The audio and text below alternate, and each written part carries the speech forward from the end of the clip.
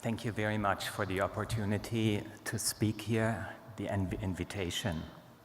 Talib Rock is located in the northern UAE on the coastal plain of the Arabian Gulf, on the border between the Emirates of Sharjah and Al Quwain.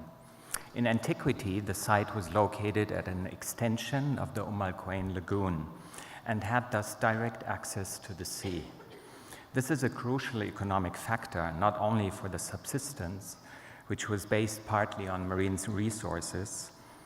The mangroves of the lagoons also provided wood and grazing. In addition, access to the sea enabled Talib Rock's participation in Arabian Gulf and Indian Ocean trade networks. Talib Rock was occupied from at least the mid-3rd millennium BC until around 200 AD. We must assume that the landscape and resource availability fluctuated during this time span due to environmental dynamics caused by climatic variability and an oscillating post-transgressive maximum sea level. Investigations at Talib Rock have first been carried out by an Iraqi team in 1973. They dug a sounding on the mound, but no documentation is available. In course of the systematic surveys carried out by a French team in Sharjah, the site was sampled and mapped as a Bronze Age midden, point number 130 in the reports. The Ed-Dur field team visited the site in 1986. Among the surveying team was Dan Potts, who became aware of its potential and commenced excavations in 1989 that lasted with interruptions until 1998. His team excavated step trenches to determine the chronological range of the site, discovered and excavated the Umanar tomb, and excavated extensive areas of the settlement's last occupation phase, the PIR. Our investigation started in 2007 with the documentation and reassessment of the south profile of the previous excavation's west step trench. Annual excavations have been ongoing since 2010. Reassessment of the south profile in 2007 has shown that previous excavations had not reached sterile sediments and that archaeological deposits also continued to the west. Some new 14C dates were run, and one provided a mid-3rd millennium BC age. The goals of the current project address questions under dispute, broader, more general questions, and site-specific issues. For almost the entire 2nd millennium BC, the chronology and material culture are still not so well understood. This applies in particular to the transitions in the material culture and to the provenance of types and ceramic fabrics. Investigation of the potential reasons behind settlement intensification at the end of the 2nd millennium BC, meaning with begin of Iron Age II, represents another bundle of unresolved questions. It includes the origin of the falage, and more relevant for Talib Rock, the question when and where the domestication of the camel took place. Both goals require a tight stratigraphic and chronological control for which Talib Rock provides probably among the best conditions in the region. Broader goals include the investigation of economic and environmental factors. Finally, the hitherto presented model of settlement structure and layout seemed a bit too simple and required some revision. We will now here focus on the 1st and the 4th goal. We decided to focus our investigations on the south part of the mound. Previous fieldwork was conducted mainly on the Al Quwain side, with the exception of the west step trench and the tomb, whereas our research is conducted exclusively in Sharjah Emirate. When excavations began in 2010, Sharjah municipality was in the process of laying a water pipe The resulting trench was documented by us and provided important insights. Subsurface prehistoric deposits extended at least 100 meters south of the mound and 50 meters to the west. For the excavation, a field strategy was developed that concentrated on two main trenches oriented south-north, trenches 2 and 3. Both started next to each other at the foot of the mound. While one trench ran into the mound, the other one ran away from it. Both trenches initially hit a 4.5 meter wide stone and mud brick wall, which had not been found by previous field work. Trenches 4, 6, 8, 5, and 7, as well as 205 and 207, were excavated to provide additional data for specific aspects like the construction of the walls, or to enlarge inventories from deposits we were interested in. Finally, trenches 12, 14, 18, and 114 provide a connection of features from south to west. We will present a model for the development of the site from the 3rd to the end of the 2nd millennium. However, we chose to move backward in time so as to reproduce the excavation process and to be able to present the most complex occupation phase first. Pre-Islamic and 1st millennium BC structures will not be discussed here. We start with the mound prior to excavation. The mound protruded the surrounding plain by about 9 meters. It took many years to excavate a transect from the plain into the mound and to expose a complex settlement layout with a probably circular structure with 4 terraces in the center, surrounded by a defensive ditch. The settlement continued beyond the ditch, where numerous structures were found, in particular pits, hearths, and ovens. A well was placed on terrace 1. The plot also gives an idea about the amount of sediment that had to be removed. In our documentation system, the basic unit to be described is a locus. If loci belong to the same context, for example, different phases of a wall, they're grouped as sets. We will now present these sets or features starting from terrace 1 and moving downward to the south. It has been argued that the well on top of the mound is an Umanar structure. Actually, we don't know that. Yeah. At the moment, we can only say that it is connected to terrace 1, which cannot be earlier than the mid to late 2nd millennium. The next feature is the retaining wall of this terrace 1. Like all retaining or terrace walls, it was built in multiple steps in synchronicity with the raising terrace floors. These are built atop each other and therefore gradually raise the terrace. In addition, this process leads to an increase in pressure onto the wall, which requires the addition of construction material, in most cases against the wall's outer base. With the exception of the much later PIR house walls, see this example here on the lower left, most walls are terrace walls that retain terraces but did not enclose areas. This means that the tops of the walls were part of the terraces. Habitation structures are marked by post holes in floors.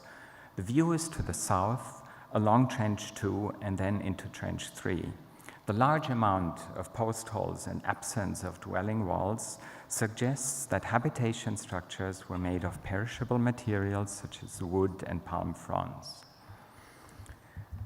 The retaining wall for Terrace 2, our set 47, shows particularly many construction and reinforcement steps.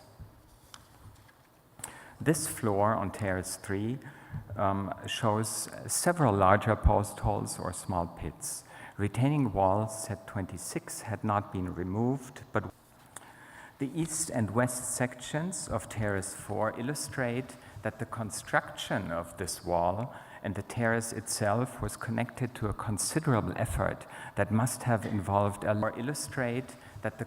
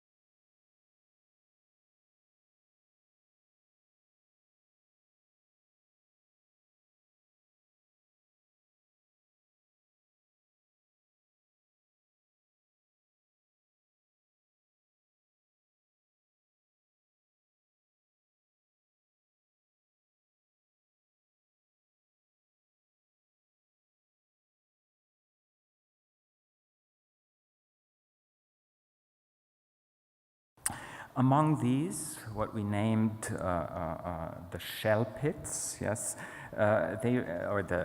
among the pits, these shell pits represent a peculiar type of feature. In average, they're about 1 meter deep and up to 1.3 meters wide. They're dug into sterile sand, such as this example, or into bedrock. And they're filled with a high density of inclusions, usually more than 90% shell. Dug into loose, sterile sand, it is impossible that the shell pits remained open for long. We don't know whether they were dug to put something inside or for extracting something. In this case, maybe calcareous sand. We documented more than 20 of these structures, and radiocarbon dates and material placed them into the late second millennium. In the meantime, we can also present a model of the site for the early second millennium. According deposits have been assessed on terraces 2 and 3, as well as in off-mount structures where we have 2 wells and the already mentioned ditch set 10. It is likely, but not confirmed, that the on-mount well was already in use. Most surprising was the discovery of a well more than 50 meters south of the edge of Terrace 3. Ceramic from the fill can be assigned to the early second millennium. Similar to this well is the ceramic assemblage of well set 31. This well was dug close to the mound. Next to it is a shallow basin cut into the bedrock. These features were later covered by the leveling fill for Terrace 4's construction. The photo is taken from the top of the large wall set 52. Due to safety issues, both wells have not been excavated to the base. In both cases, however, oxygen-reduced fills have been reached and dug into for about half a meter, so that we reached a depth of 5 meters below our local datum. Considering the elevation of today's water level beneath the Sapka, about 150 meters north of the mound, and a seawater level that may have been up to 1 meter higher than today, still leaves space for a lens of 1 to 2 meters of fresh water. The floor sequences continue on Terrace 2 beneath the retaining wall for Terrace 1, and the lower 1.5 meters provided a gradually increasing number of pottery commonly attributed to the first half or the first quarter of the second millennium, such as Wadi Souk types. A table listing radiocarbon data for the second millennium and earlier shows a tight, uninterrupted chronological sequence. Unfortunately, data for the lowermost 1.5 meters of Trench 2, Terrace 2 are still pending. Tentatively, based on our experience with the floor sequences, this should account for around 200 years, which would considerably narrow the gap to the third millennium. But of course, we'll have to see and wait. What we can state, however, is that we see no occupation hiatus for the entire second millennium. The model for the late third millennium of Talib Rock's south slope is based on interpolation of data from the west part of the mound. We assume the Omanar platform retaining wall to be somewhere beneath the inner face of terrace wall set 47. Excavations in the next 1 or 2 campaigns will hopefully provide an answer. We don't know whether the wells or ditch set 10 were already in use. But the 2007 South Profile reassessment indicates the presence of various extramural features. Ovens, a pair of circumjacent ditches, a Pise platform, and last but not least, the tomb. The tight stratigraphic and chronometric control at Talib Rock provides the opportunity to refine the ceramic sequence for the second millennium. We chose now for this presentation 6 fabrics to demonstrate first results. They divide into local and imported material. The 3 local fabrics are handmade courseware, number 1, buff to brown fabric with gray core, number 2, and well-fired to buff clay from which Wadi Souk pottery was made, number 8. The other 3 fabrics were imported. Barbar ware from Bahrain, number 4, occurs in some of the earliest deposits we excavated up to now, like the lower floor sequence in Trench 2, Terrace 2, and the 2 wells. It ceases to occur by the mid-2nd millennium. Roughly at this time, a buff to green ware with vegetal temper from Mesopotamia appears. Examples of string-cut footed goblets also occur in this fabric, possibly related to the goblets made of fabric 1. Also found in the Mesopotamian fabric are ovoid transport jars. Sherds of this fabric are often coated with bitumen, suggesting transport of this material. The third import, number 5, is a hard-fired gray ceramic, often with reddish core, made on a wheel. Its origin is unknown, but it seems to be non-local. It occurs in small quantities throughout the entire 2nd millennium. We did expect to see fabrics 1 and 2 in the mid to late 2nd millennium, but we were surprised to see it in the early 2nd millennium, together with Barbar and Wadi Souk material. Now that our terrace sequence model for the south part of Talib Rock is close to being complete, it is time for testing it on other parts of the site. Most important is to aim for connecting it to the sequence assessed by previous excavations in the west. The massive wall set 52 retaining terrace 4 is the most obvious feature to be chosen for tracing. We did this in a sequence of trenches, starting with trench 12, continuing into trench 14, until reaching trench 114, where surprisingly wall set 52 is better preserved than in the south, offering interesting insights in construction details for its later phases. Here, patches of an occupation surface or floors with post holes have been documented outside the wall. This suggests the potential existence of a terrace 5. Trench 114 is in line with the former West Step Trench. Its south profile represents a continuation to the west of South Profile 2007. A detail in this profile has puzzled me since 2007. Loose fill dipping down to the west. Now it is starting to make sense. I hypothesize this is to be the leveling fill for the construction of Terrace 4. We will hopefully be able to test this in the near future, although it will require considerable movement of sediment and produce loads of archaeological material. Thank you.